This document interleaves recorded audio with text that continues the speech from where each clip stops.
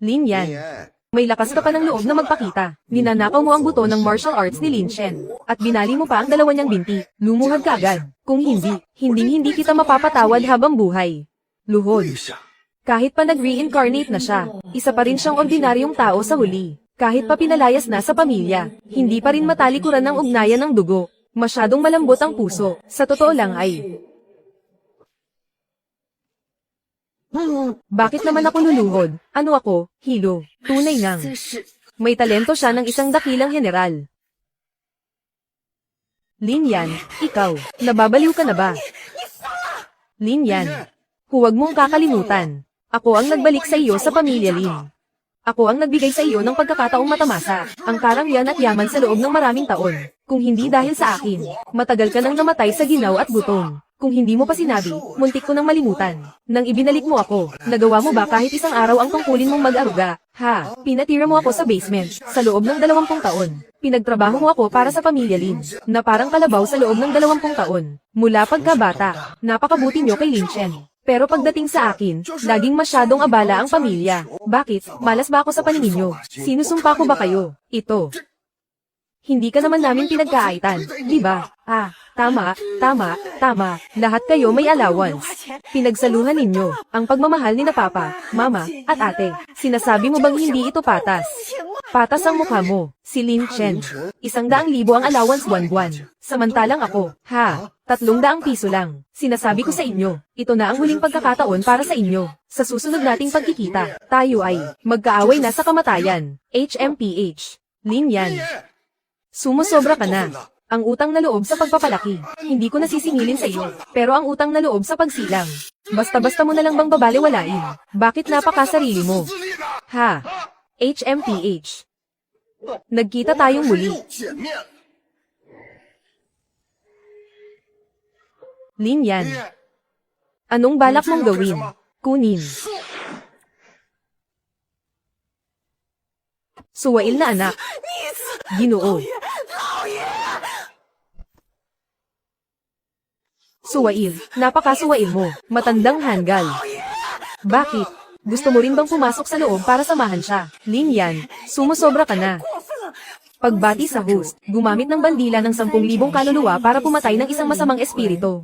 Pagkatapos malinis, katumbas nito ay 1,000 nilalang. Aba, mas mabilis pa itong mag-evolve kaysa sa pagkatay ng baboy. Lin Yan. Tutal, pamilya pa rin naman kayo. Matagal din kayong nagsama sa iisang bubong. Siguradong hindi mo rin matitiis na saktan sila. Naiintindihan ko. Naiintindihan. Wala kang naiintindihan. HMPH. Ito ang gantimpala mula sa system sa pagkakataong ito. Sapat na ito. Maaari na kayong bumuo ng isa pang pangkat. Ayos. Mabuti. Napakagaling. Sa wakas. May pag-asa na ang akademya ng Lingzhou. Ha. Ngunit, ang mga baboy damo na kinuha natin mula sa ibang bansa, ay malapit na ring maubos. Ang bilis ng pagkatay ni Lin Yan, ay tumaas na ng 10 beses. Kahit gaano pa karami ang hanapin natin, hindi pa rin ito sisipat. At namomonitor din namin, na ang enerhiyang iyon, sa loob ng kalahating oras, ay papasok na sa asol na bituin.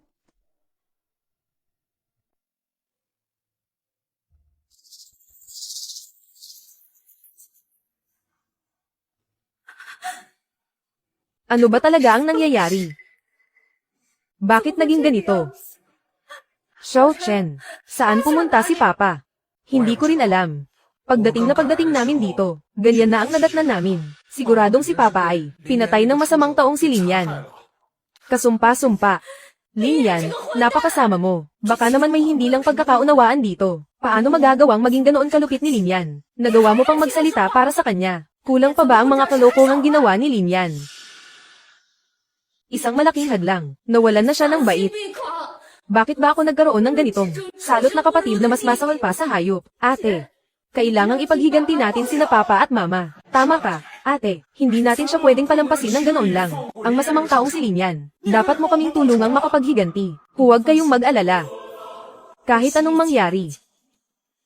Lilipulin ko ang torrentadong iyon. Lin Yan. Hinahamon mo ako. Sa huli, iisa lang din ang bagsak mo. Babala. May nadetektang dambuhalang enerhiya. Mabilis itong lumalapit. Ang mga immortal ng Tianyuan ay dumarating na. Ang susunod sa akin ay huunlad. ang lalaban sa akin.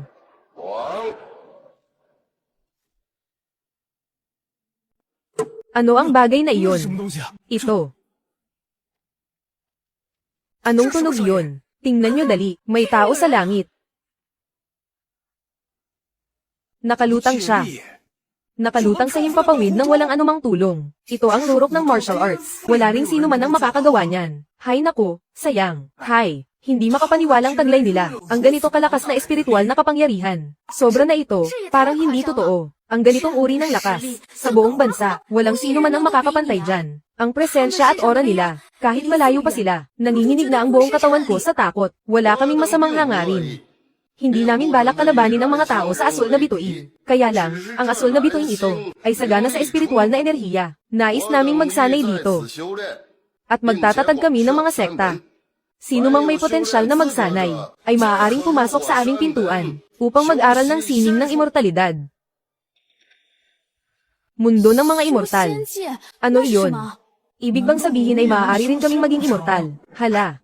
Narinig niyo ba iyon? Pagiging immortal. Sabi niya, pwede raw tayong maging mga immortal. Kung totoo ngang magiging immortal tayo, sino pa ang sasali sa basurang alyansa ng martial arts na iyan? Dumating na ang pagkakataon para sa pamilya Lin natin. Ganyan din ang nangyari noong nakaraan. Noong simula pa lang. Naniwala ang Lingzhou sa kanilang mga mabulaklak na salita. Iyon ang naging mitya ng ating pagkawasak. Ngunit sa ngayon, may pagkakataon pa tayo. Sige. Humanda sa pag-atake. Hayaan nyo kaming subukan ang lakas ng mga immortal mula sa Tianyuan. Ang kanilang tunay na kakayahan. Paputukin.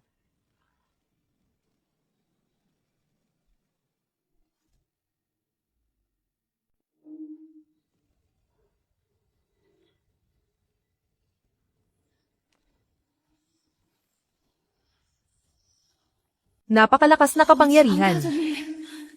Narinig mo ba ang sinabi niya kanina? Parang lahat ay pwedeng maging immortal. Hindi ba? Maaari rin tayong magkaroon ng ganoong lakas. Wow!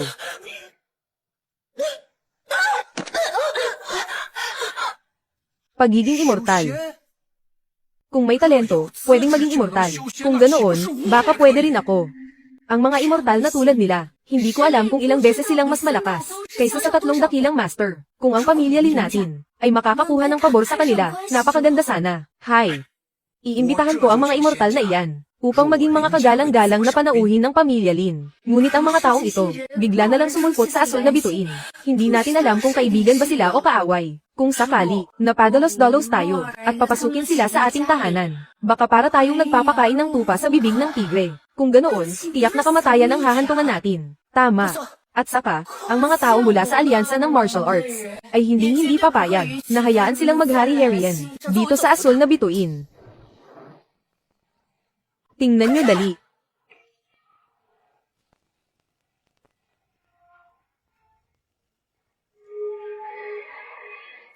Wala kaming masamang intensyon sa asul na bituin. Ang pagpunta namin dito ay para lamang magturo at magbigay ng kaliwanagan upang ang lahat ng tao sa asul na bituin ay makapagsanay din araw-araw at makamit ang pagiging immortal. Ang daming missile na iyon, wala man lang naging epekto sa kanya. Ito ay higit pa sa lakas ng alyansa ng martial arts. Mas malakas na sila ngayon. Kung nakuha lang natin ang pagkakataon ng mas maaga, baka nasimulan na natin ang landas ng pagiging immortal. Bilis, bilis, bilis. Inaanyayahan ang mga dakilang immortal, pumasok sa pamilyang Lin bilang mga kagalang-galang na panauhin. Ang aming pamilyang Lin ay handang maglingkod bilang inyong mga alipin. Iaalay namin ang lahat ng yaman ng pamilyang Lin.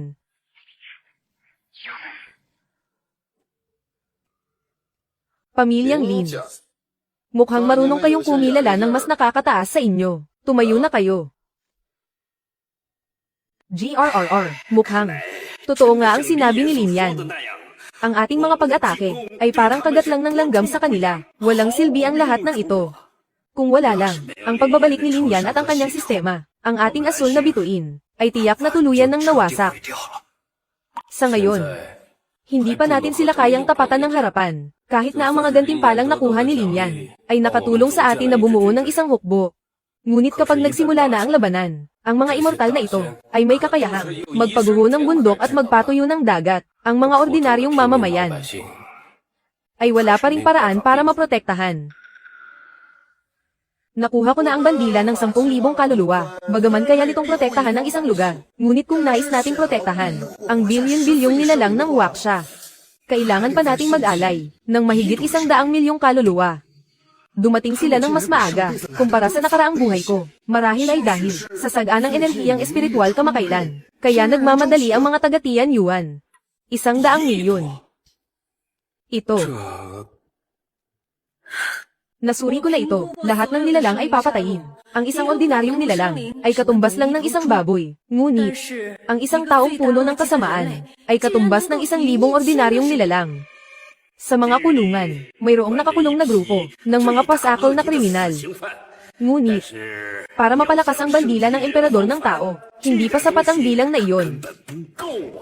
Oo nga pala, Ningyan, ikaw ay nagmula sa hinaharap. Ano ang mga naranasan mo noon? Mayroon bang kahit ano na maaari nating pakanabangan? Noong nakaraan, maaga akong pumanaw. Ang alam ko lang, ibinigay ng Lingzhou ang 4 na sagradong bundok para pag-ensayuhan ng mga kultibador ng Tian Yuan. Ngunit nag-alaga lang tayo ng ahas sa ating dibdib. Ginawa nilang lahat ang asol na bituin, na sarili nilang palaruan para sa kultibasyon.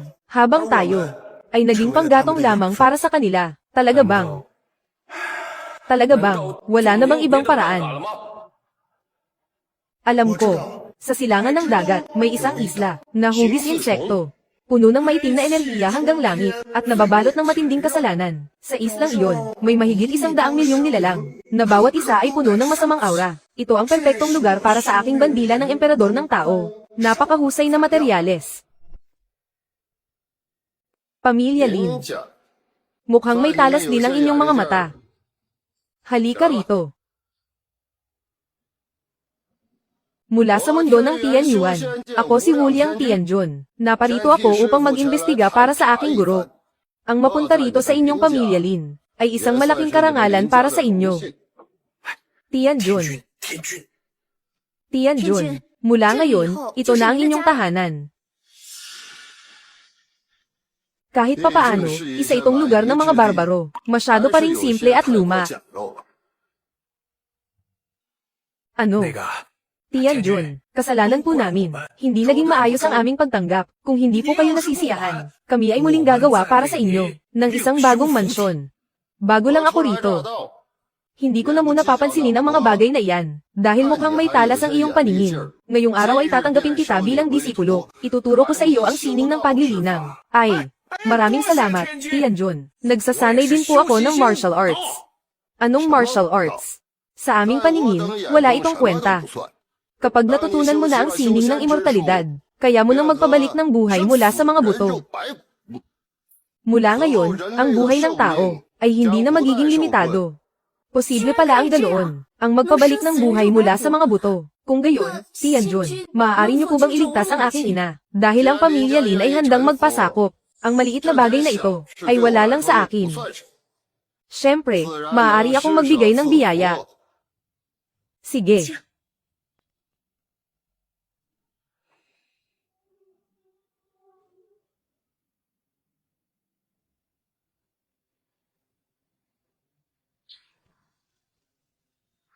Bumalik ang kaluluwa.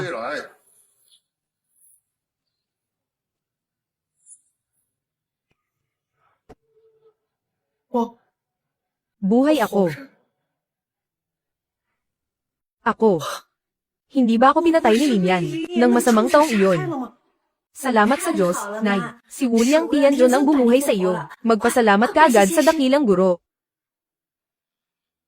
Hindi na kailangan ng pasasalamat.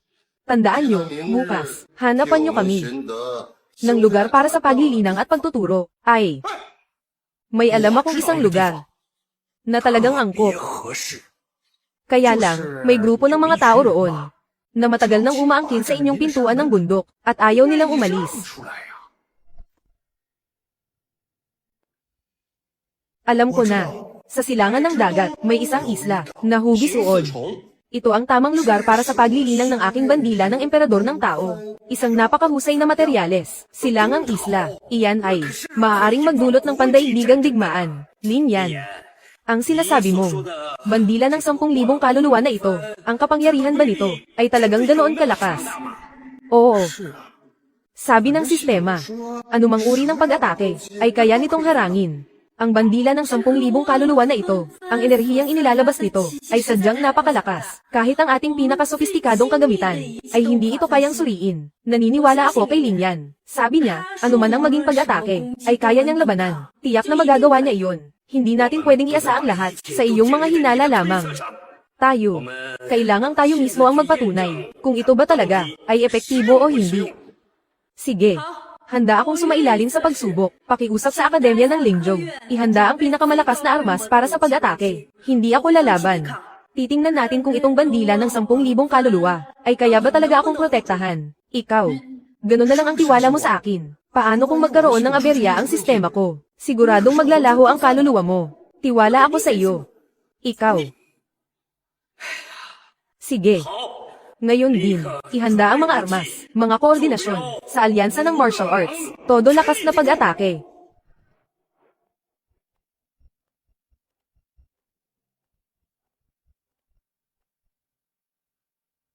Kung natatakot ka, umalis ka na ngayon, habang may oras pa. Hindi ako natatakot, naniniwala ako sa aking pasya. Ihanda mo na ang iyong bandila ng 10,000 kaluluwa. Iputok na.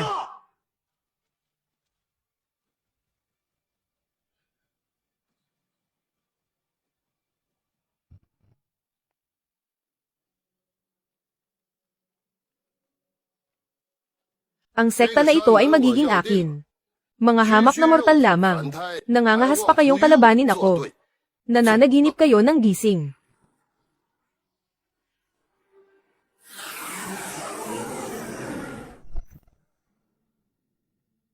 Uubra kaya talaga ito.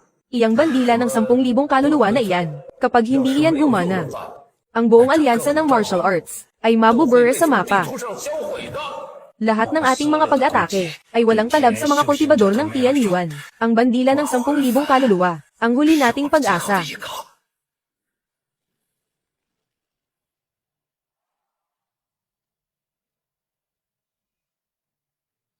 Hindi ba't sabi mo hindi ka natatakot? Hindi mo naman nakikita ang sistema ko. Bakit ka? Lubos na nagtitiwala na ang sistema ko. Ay kayang protektahan ka. Hindi sa sistema mo ako nagtitiwala. Sa'yo ako nagtitiwala.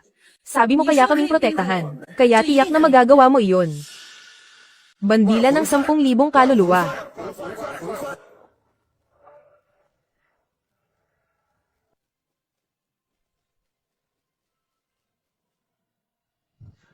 Hindi bumabagal ang tulen ng missile. Tinatayang tatama sa alyansa ng martial arts sa loob ng 30 segundo.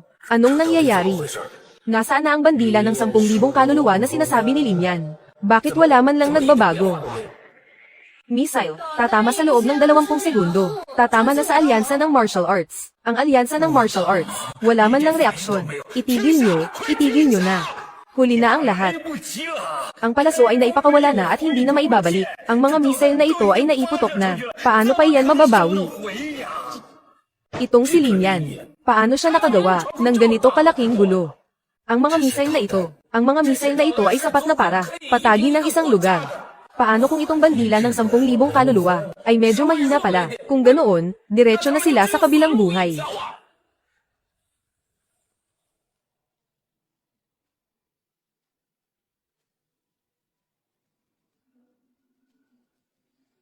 Countdown. 6, 5, 4, 3, 2, 1.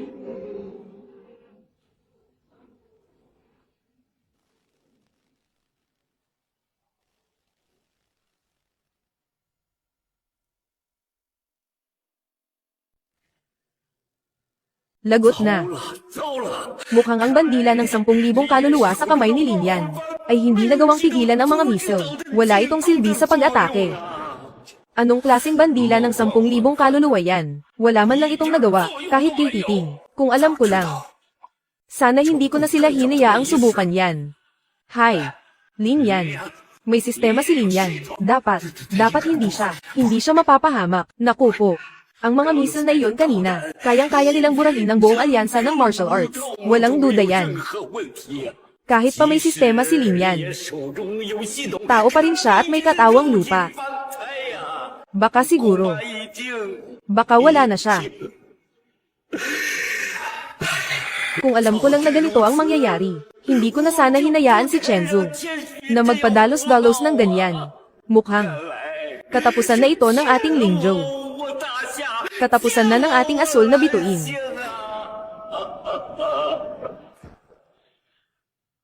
Bilis, tingnan nyo. Iyon ang direksyon ng alyansa ng martial arts. Napakalakas ng pagsabog na iyon. Ang alyansa ng martial arts. Siguradong naging patag na lupa na yun ngayon. Ito na ba talaga ang tunay na lakas ng mga taga-Tian Yuan? Napakalakas nila. Sa isang iglap lang, ang alyansa ng martial arts ay naging abo na. Sobrang nakakatakot ito. Ang ganito kalakas na kapangyarihan. Isang titik lang. Wasak na ang buong alyansa ng martial arts. Bakit pa ako mag-aaral? Sa ilalim ng 3 dakilang guro, Lin Yan. Nagpumilit ka pang magpanggap gamit ang pangalan ko, para pumunta sa alyansa ng martial arts. Sa huli, kamatayan din ang bagsak mo. Hehe. Isang hamak na alyansa ng martial arts lang. Kung ibinigay nyo lang ang inyong sekta sa akin, hindi sana kayo humantong sa ganitong trahedya. Ngayon, dalhin nyo na ako doon. Wala na sigurong makakapigil sa atin. Sasakupin na natin ang alyansa ng martial arts. Sige. Dadalhin na kita doon ngayon din, para sakupin ang alyansa ng martial arts. Hey, dito tayo.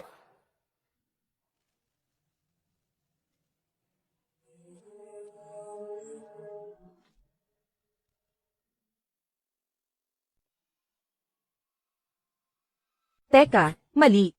Tingnan nyo.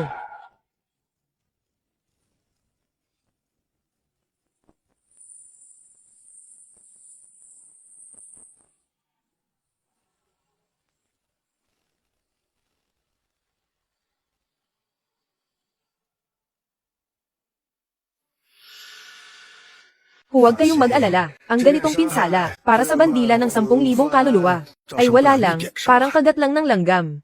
Sa dami ng mga missile na iyon, hindi man lang nagasgasan, ang alyansa ng martial arts, talagang mabisa ang iyong bandila ng 10,000 kaluluwa. Dahil sa kayamanang ito, may pag-asa na ang ating Lingzhou.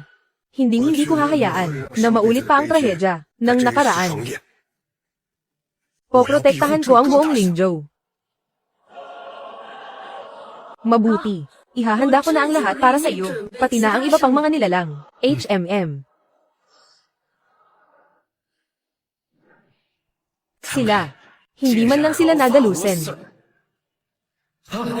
Tama ang sinabi mo. Sila talaga. Wala silang kahit anong gallows. Mukhang, ang bandila ng 10,000 kaluluwa sa kamay ni Lin Yan, ay sadyang napakalakas pala. Kung hahayaan nating magpatuloy sa pag-level up si Lin Yan, kayang-kaya na niyang protektahan ng 1.4 bilyong tao ng ating Lingzhou, ligtas sa anumang uri ng pag-atake. Napakagaling. Kaya niyang saluhin ang kahit anong atake, para na siyang isang Diyos. Napakabuti. May pag-asa na tayo, salamat sa Diyos. Tahimik. Huwag muna kayong magdiwang agad. Ngayon, gumawa agad tayo ng planong sakupin ng buong silangang isla, ang ating plano sa labanan. Ano man ang kailanganin ni Lin Yan, ibibigay natin ang buong suporta. Gagawin kong isang immortal si Lin Yan para protektahan ang buong Lingzhou. Ang Lingzhou ay may pag-asa na. Lingzhou, ligtas na tayo. Ha ha ha.